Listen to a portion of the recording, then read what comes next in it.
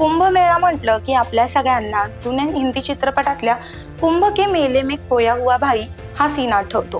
कुंभमेळ्यात भावंड हरवू शकेल हे त्यावेळी पटत नाही।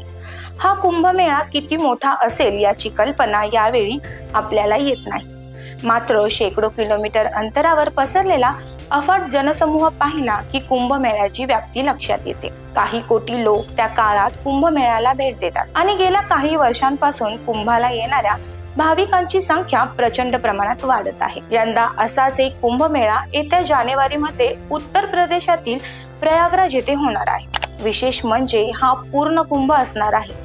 आजच्या व्हिडिओमध्ये आपण या कुंभमेळ्यासाठी सध्या सुरू असलेल्या तयारीचा आढावा घेणार आहोत। नमस्कार, मी धनश्री भालेराव, तुम्ही पाहताय रुतम मराठी।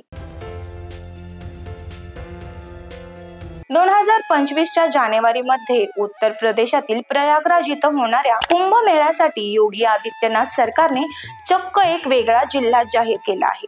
या जिल्ह्याचं पूर्ण व्यवस्थापन स्वतंत्र असणार आहे। शिवाय याचं नाव देखील महाकुंभावरूनच ठेवण्यात येणार आहे।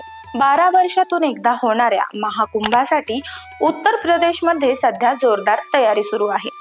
महाकुंभाच्या परिसरामध्ये सुरक्षा व्यवस्था आणि इतर गोष्टींचा काटेकोर बंदोबस्त करण्यात आला आहे। अवघ्या 2 महिन्यावर आलेल्या महाकुंभाच्या व्यवस्थापनाचा आढावा घेण्यासाठी खुद्द पंतप्रधान नरेंद्र मोदी 13 डिसेंबर रोजी उत्तर प्रदेशचा दौरा करणार आहेत। यावेळी महाकुंभाचं व्यवस्थापन आणि सुरक्षा तरतुदी संदर्भात बैठक देखील होणार आहे। या कुंभमेळ्यासाठी प्रशासनाकडून वेगवेगळ्या बाबींवर काम केलं जात असून अवघ्या 2 महिन्यांवर आलेल्या महाकुंभमेळ्यासाठी देशभरातील भाविकांनी प्रयागराजला जाण्याची तयारी सुरू केली आहे। पुढील वर्षी 13 जानेवारी रोजी महाकुंभाला सुरुवात होणार असून 26 फेब्रुवारी 2025 पर्यंत हा भक्ती सोहळा चालणार आहे। कुंभमेळा दर 12 वर्षांनी 4 ठिकाणांपैकी एका ठिकाणी भरतो। प्रयागराज, हरिद्वार, उज्जैन आणि नाशिक अशी ही ती 4 ठिकाणं। यावेळी मात्र 36 वर्षानंतर प्रयागराज इथे कुंभमेळा भरत आहे। त्यामुळे हा कुंभमेळा खूप खास असणार आहे। महाकुंभमेळ्यात लाखोंच्या संख्येने देश विदेशातून भाविक, साधू, तपस्वी येतात। अशा स्थितीत प्रशासनाला यासाठी मोठ्या प्रमाणावरती व्यवस्थापन करावं लागतं। मोठ्या प्रमाणावरती बंदोबस्त देखील तैनात केला जातो।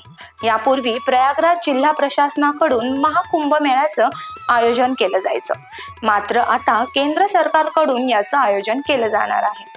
दरम्यान उत्तर प्रदेशचे योगी आदित्यनाथ सरकार देश विदेशातून येणाऱ्या भाविकांना महाकुंभातील नवता, दिव्यता आणि भव्यता यांचा अनुभव देण्यासाठी विशेष तयारी करत आहे। याच दरम्यान योगी सरकारनं मोठा निर्णय घेतलाय।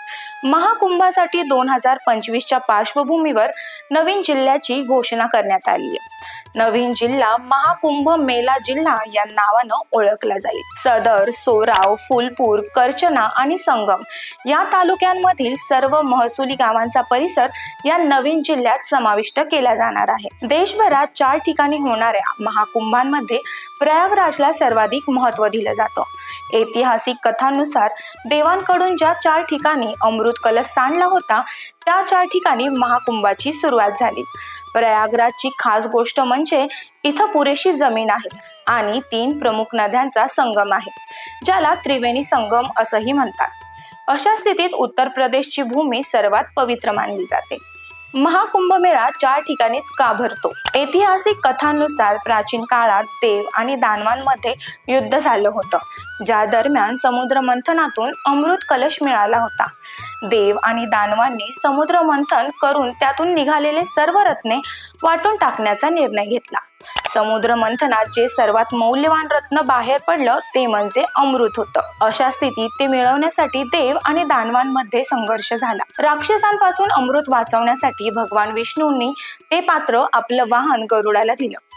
राक्षसांनी गरुडाकडून ते पात्र हिसकावून घेण्याचा प्रयत्न केला, तेव्हा त्या पात्रातून अमृताची काही थेंब सांडून प्रयागराज, नाशिक, हरिद्वार आणि उज्जैन इथे पडली। त्यामुळेच तेव्हापासून या 4 ठिकाणी महाकुंभ मेळ्याचं आयोजन केलं जातं। 2025च्या जानेवारी महिन्यात होणाऱ्या या महाकुंभाला तुम्ही जाणार आहात का? हे आम्हाला कमेंट करून नक्की सांगा। व्हिडिओ लाईक करा आणि तसेच नवनवीन व्हिडिओज पाहण्यासाठी सबस्क्राईब करा रुतम मराठी।